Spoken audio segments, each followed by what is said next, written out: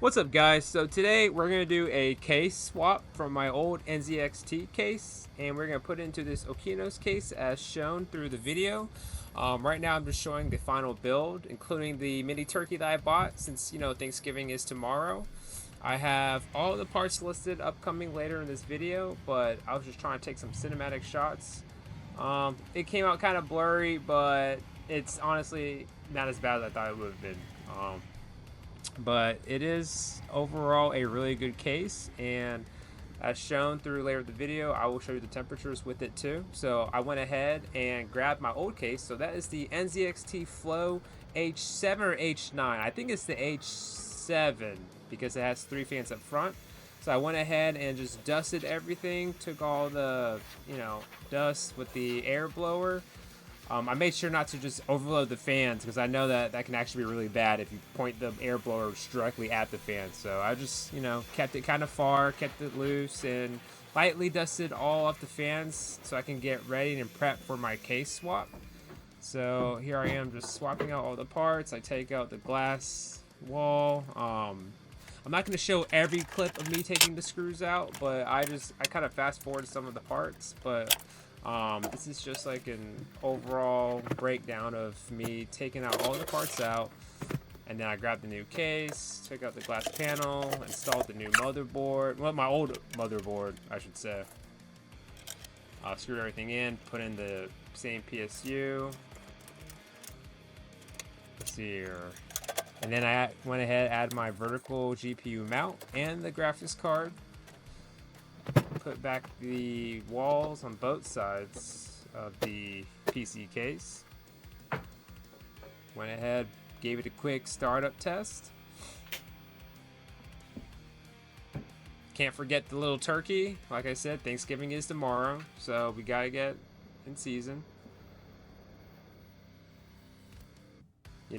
That mini heart. You always get that mini heart attack from first turning the PC, because sometimes you never know that Hey it's guys, gonna so actually turn on. as you saw, I went ahead and transferred my old parts from my old case and put it into this new walnut case made by Okinos. I think that's how you say it.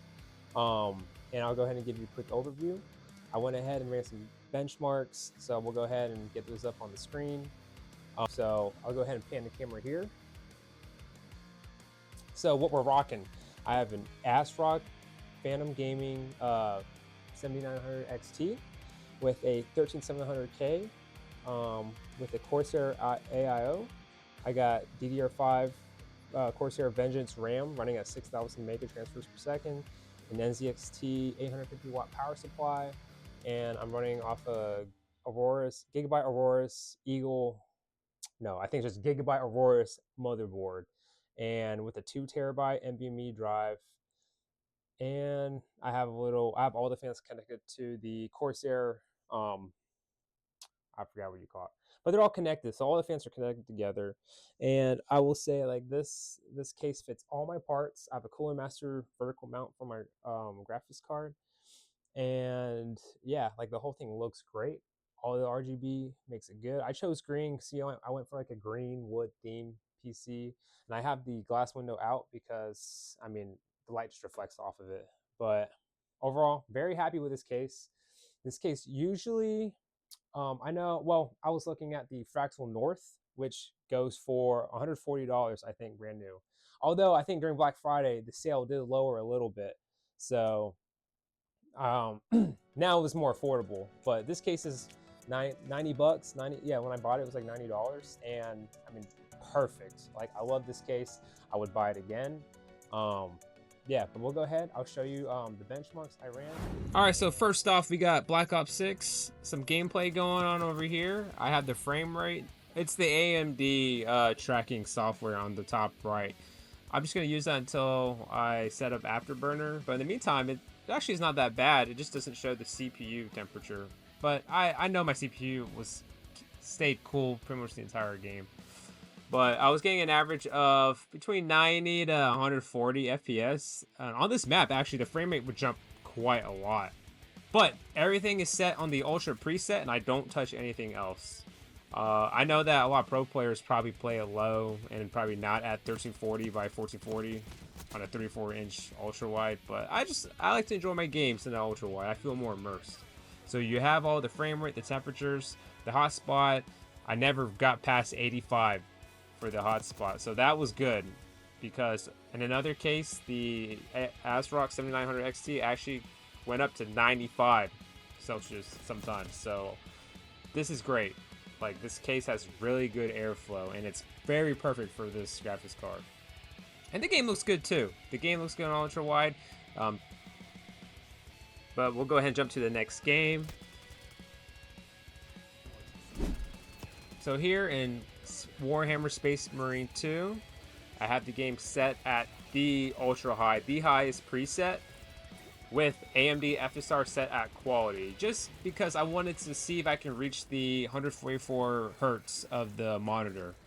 And overall, I was pretty impressed. This is the campaign, the single player game mode, so it actually is more intense than playing multiplayer, because you have all the aliens and monsters and the Marines and all the soldiers coming together. So it's a lot for your CPU to process at once. But I maintain between 90 to 110, 120 frames. Over here, it's about to become a big fight scene, so the frame rate might drop just a little bit. But I mean, if you look at my temperatures too, like, again, I have really good hotspot temperatures, really good GPU temperatures. The graphics card is being fully utilized. I'm getting between 95 to 100% utilization, and the CPU is being used up too, so there really is no bottlenecking.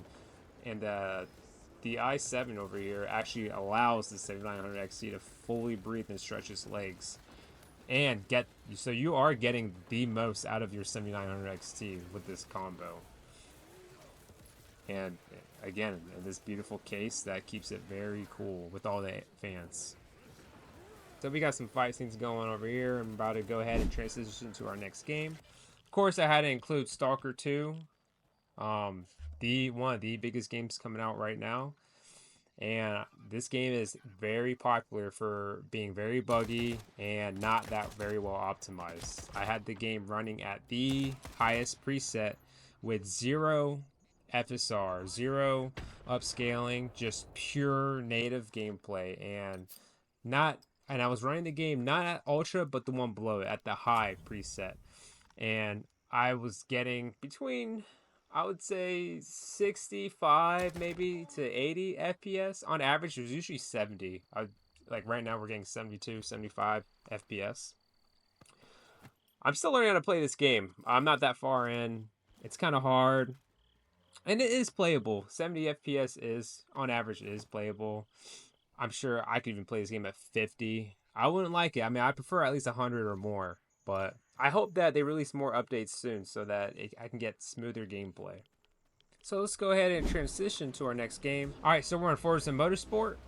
And truthfully, I actually don't enjoy this game as much as Forza Horizon 5. I just like the open worldness and the customization. But this game is not that bad. I do crash a lot because I am not good at these track racing games. And the frame rates were jumping around. I mean, I was getting 80 to 144 to 90. And I do show that everything is set to ultra. Everything is maxed out. The only thing that I didn't turn up was the ray tracing, because these 7000 series are actually not that great at ray tracing. You can do decent ray tracing, but a cheaper NVIDIA card can output way better ray tracing. I'm just going to go ahead and conclude with this last footage of the gameplay. If you guys have any questions, just leave a comment, ask me. I'm open for everything. Like and subscribe to my channel. Thanks for watching.